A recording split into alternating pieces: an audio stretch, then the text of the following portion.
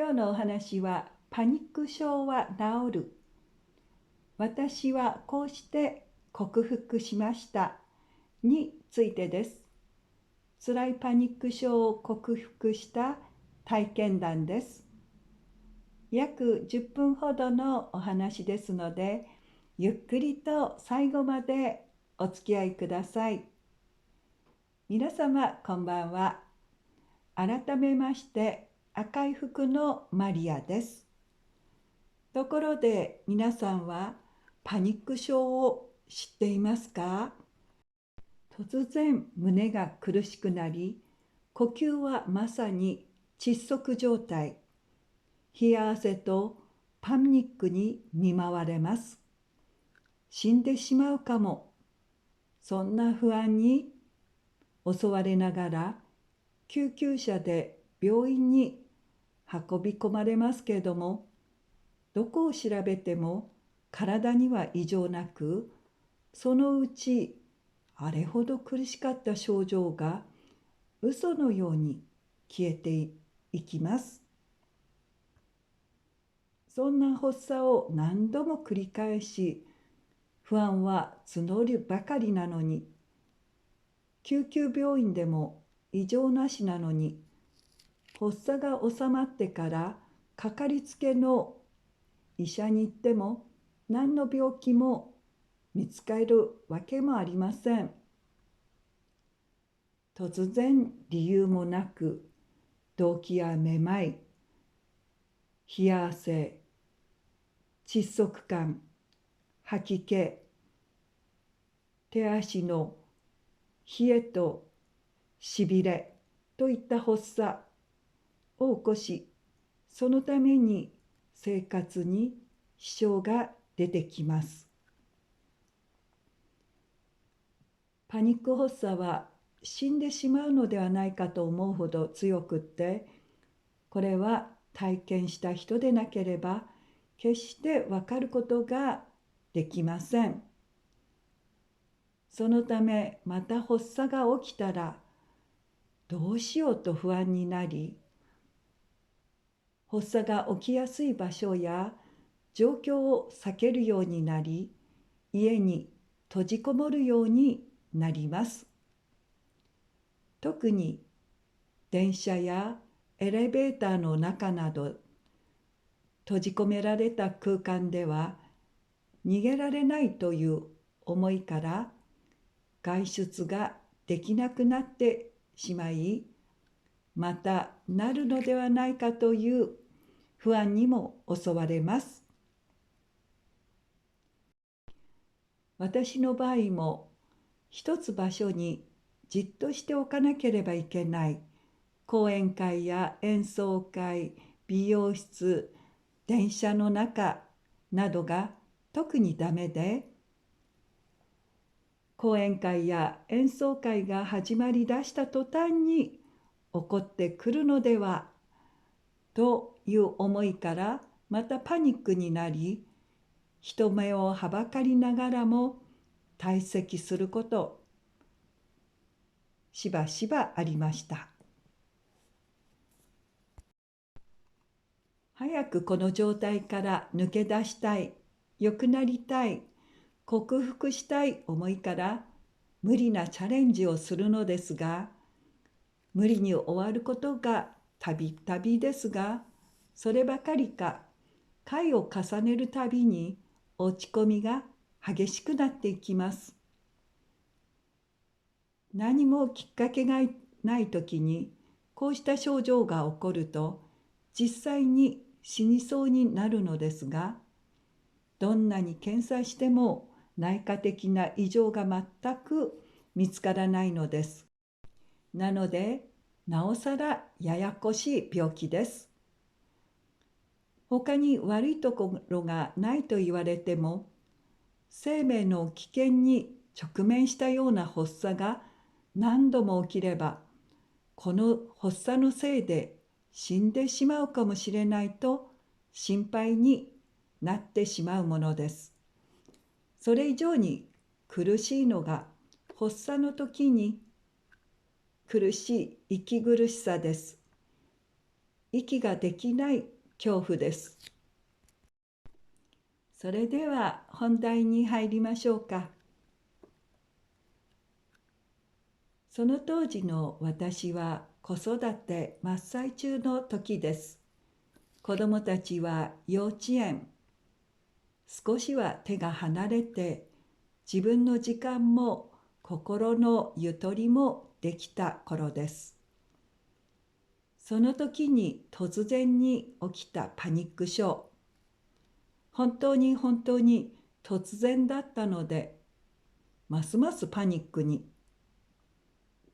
皆さんの中にもパニック症を経験された方がいらっしゃると思いますが、そうでない方は、この症状の怖さは想像できないと思います。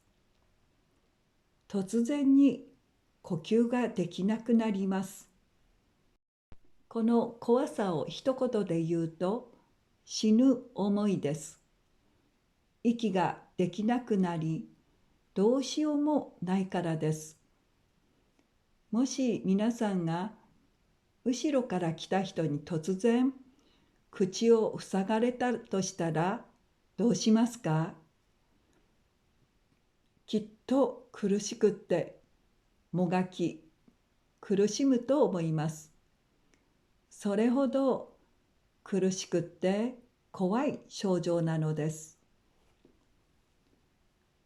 それまでの人生は平凡ながらも何事もなく過ごしてきました。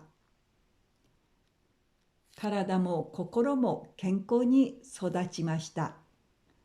そんな中で自分を突然襲った恐怖。その当時はこのような精神的な病気は少なく、知識もありませんでした。早く治りたい、以前のように元気になりたいという思いが日に日に募り、焦りになりました。それと同時に自分の気持ちの中に人を恨む気持ちがムラムラと湧いてきました。なぜかというと、その当時の私は人間関係に悩んでいたからです。特別に仲が悪いとかトラブルがあったわけではありませんが、社宅生活での息苦しさを感じていました。上司の奥さんに気に入られようと精一杯頑張っていました。自分以上のものを出そうとしていたのです。その結果、体に不調が出てきました。それまでに体はいろいろなサインを出してきたと思いますが、若いせいもあり無視してきました。いつもイライラ、そわそわして怖い顔。眠れない日も続きました。いつも体がだるく憂鬱。その体のサインに気がつく余裕もありませんでした。結果、突然のパニックです。過呼吸の症状が出ました。ストレスを自覚しないと、たまりにたまってこのような形で出てくることを体験しました。最初はすぐに治ると思っていたのが、これがなかなかしつこくって、長引くにつれて焦りと苛立ちが来て、その後は落ち込み。どうして自分ばかり、こんな自分だからダメなんだと。それと同時に、あの人にこう言われた、あの人にこうされたという思いが四六時中頭をよぎりました。その時に友達の言った言葉は私をどん底から救ってくれました。暗いことを思って苦しい時は明るい方を向いたらいいよ。太陽に当たって元気を出そうよ。過去のことを思っても、もう過去には帰れないのよ。人を恨んでいても病気は治らないから。かといっても、すぐには明るい考えにはなれませんでしたが、だんだんに自分の中でも誰も悪い人はいないんだと思えるようになりました。自分も頑張りすぎたけど、その時はその時で必死だったからそれでいいんだと。誰も悪い人はいないんだ。ただ自分に知識がなかっただけのこと。そう思った時に、今まで胸につかえていた鉛のように重い何かがスーッと落ちて消えていくのが分かりました。本当に呼吸をしている実感を感じた時でした。見えない心の病は治ったのか完治したのか分かりませんが、一旦傷ついたものは修復できないのです。元通りにはならないことを知りました。長い年月を費やして悪戦苦闘しましたが、これも全部自分の成長の糧、その分強くなった自分を感じています。今回のパニック症は治るのお話はいかがでしたか？参考になったことやあなたのことを聞かせてくださいね。